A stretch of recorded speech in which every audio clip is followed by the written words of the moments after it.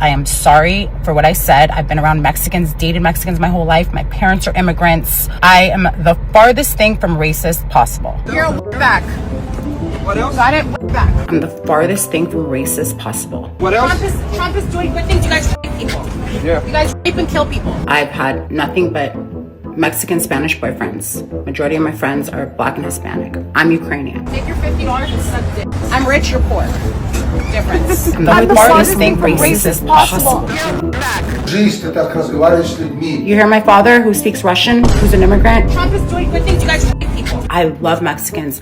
I love Asian people. I love Russians. I love Jews. I love Muslims. I'm talking and apologizing to Instagram. Scott Storch is a legendary Grammy Award-winning hip-hop producer. He has made the beats for some very iconic rap songs like these. Representing for the gangsters all across the world. Still hitting them corners in them lolos, girl. Still keep going till you hit the spot. Whoa. I'll take you to the candy shop. And I'm just now hearing about his baby mama for the first time, as well as I'm pretty sure a lot of other people. Because this guy was married to a fucking super Karen. Here is the clip that went viral the other day, fully unedited. What did you say again about us getting kicked out? You're a wetback. What else? Got it? Wetback. What else? Trump is doing good things. You guys rape people. Yeah. You guys rape and kill people. Right? Take your $50 and suck dick. Give me my change. I'm rich, you're poor. Difference. You're a poor soul. Yep, I'm poor. You're a poor soul. Dá a chave dela. Deixa a chave dela. Não, joga o carro dela lá naquela lugar. Wanna record me, bitch? Wanna fucking record me? Shut the fuck up. I didn't touch you. Bitch, shut the fuck up. Give me my keys. Just give her. Get the fuck out of my fucking...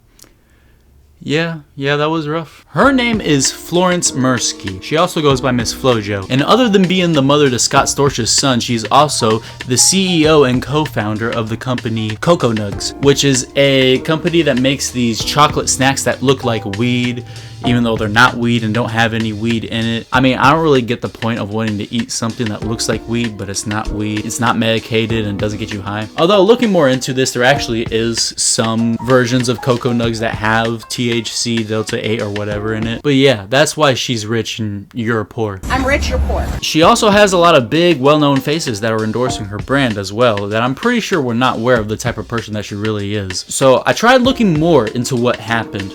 And she posted a lot of videos on her Instagram story whenever this blew up on the internet. She quickly took these down, but here's what she posted. Really tired of the DMs and the comments. I left my house yesterday in PJs, as you can tell, looking crazy. And when I was walking out of a scrub, the valet guy grabbed my ass and I should have just punched him. I was thinking about my child and not wanting to go to jail. So I lashed out and I called him a wetback, and I'm so wrong for that. She is claiming that the valet workers sexually assaulted her, which is a pretty big claim to make, especially when you're not saying anything about the sexual assault when it happened, and instead you're using racial slurs instead. I mean, yeah, it's a pretty big claim to make, if you ask me. Let's dive into this more and see what really happened. Video taken in Beverly Hills off Beverly Drive in Wilshire. This was posted by Mr. Checkpoint. A bystander who saw her berating valets recorded this and sent the video to him. Allegedly, the discrepancy was they asked her to pay for her valet and she had forgotten to get validated, so she didn't have to pay, and it was like $50. And Miss I'm rich, you're poor seemed to be very upset about having to spend $50. So yeah, once she realizes that the video has, gone viral and people are talking about it, she likes to switch the narrative very quickly and, play the victim role, say that she got sexually assaulted, falsely accuse somebody of that. And, not only that, but she's also using the fact that she's dated and, fucked several Hispanic men in her past as an excuse that she's not racist. I don't really get it, because, we all know that motherfucker that likes to use that excuse that, like, oh, I have several black friends or I have several gay friends, as an excuse of how they're not racist or homophobic. But then when you're taking a step further from that kind of excuse and saying that you've dated Hispanic men in your past, you've only had Hispanic men in your past. Scott Storch is white and Jewish, but she says she's only dated Hispanic men in her past. I've had nothing but Mexican Spanish boyfriends. It kind of makes it sound like a fetish at that point, if you ask me.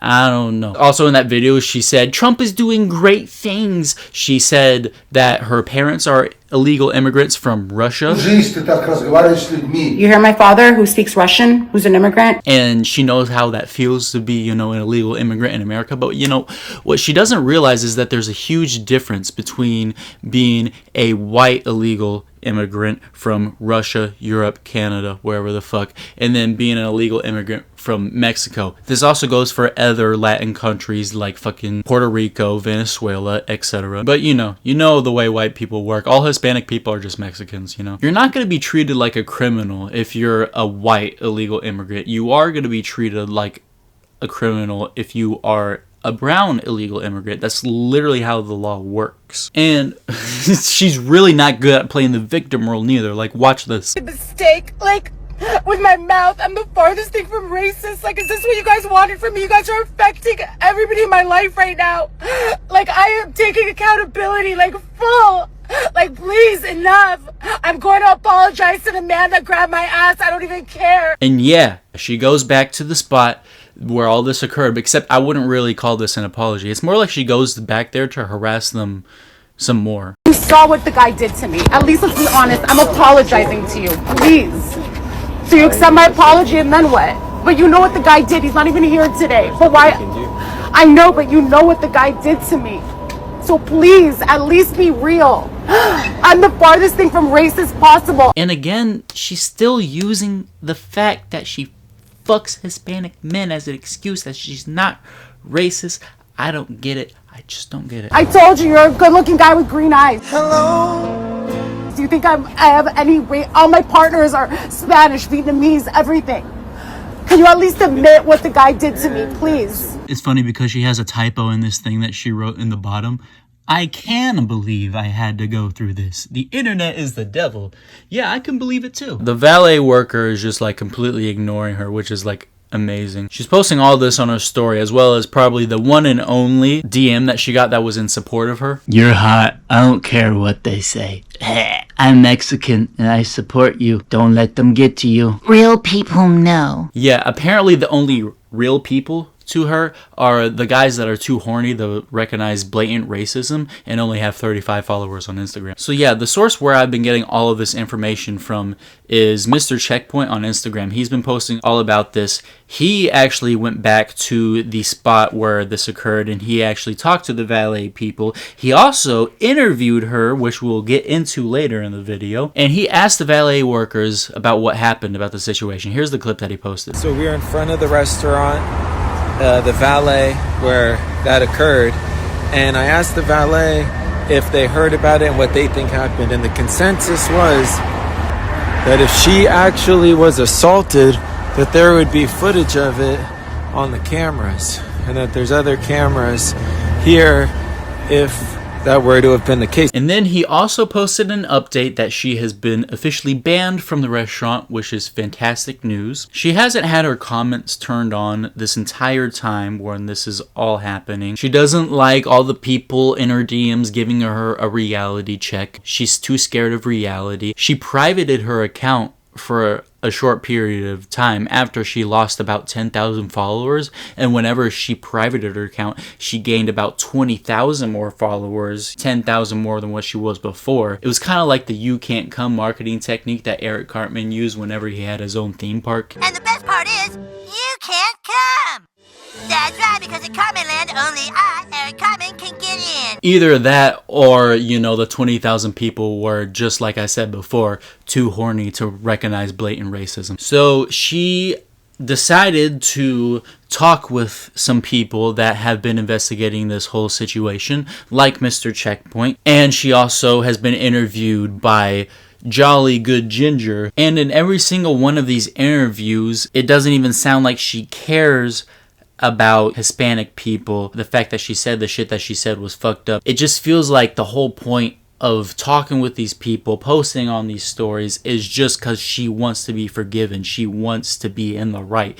She doesn't care about the struggles that illegal immigrants are going through in America, especially now in 2025. She just wants to be in the right so desperately. There was like an allegation made of a sexual assault, right? Correct. Can we just be clear right from the beginning? Did that happen? Yes. No, so it did not happen. What happened was I was in the car and my girlfriend called me and she's like, "What do you mean that this is what happened?" And I explained to her what happened and she's like, "Just, I don't know, just say something that bad happened that you had to do that." And I was like, and I did it quick and erased it. And I guess the internet picked it up.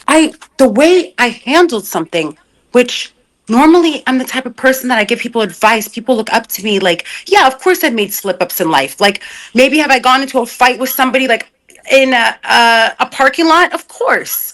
Have I used racial slurs? Never in my life have I used racial slurs. She likes to spout off like this whenever she gets angry. She has these problems and this isn't who she really is.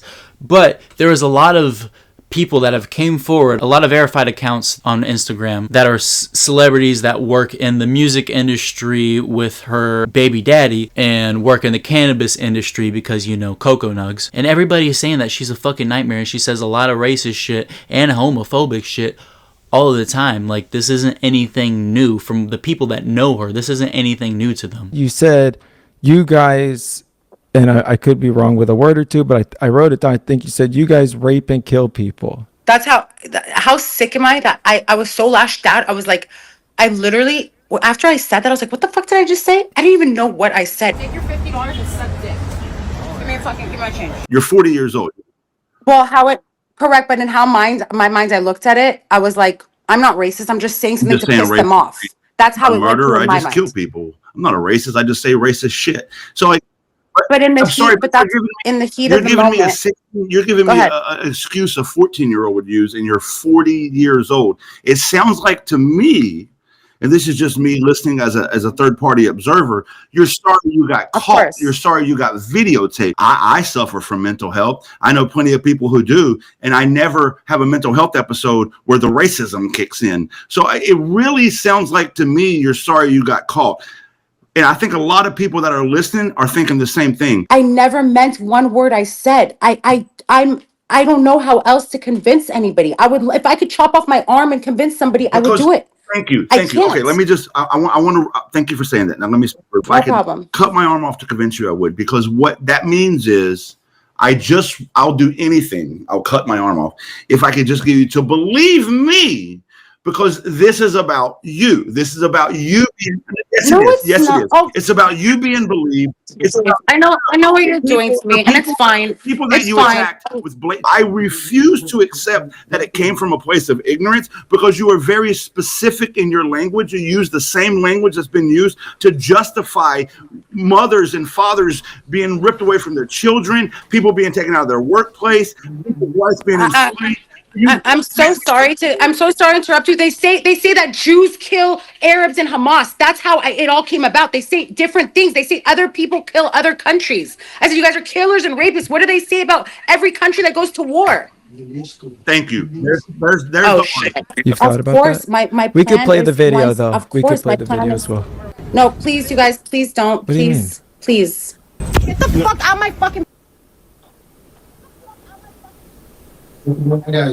I look disgusting. That's what you took away from that. That's what you took away from that. That's how you look. So yeah, to say nasty things like that, regardless of what happened to you, really shows a lot of your true character.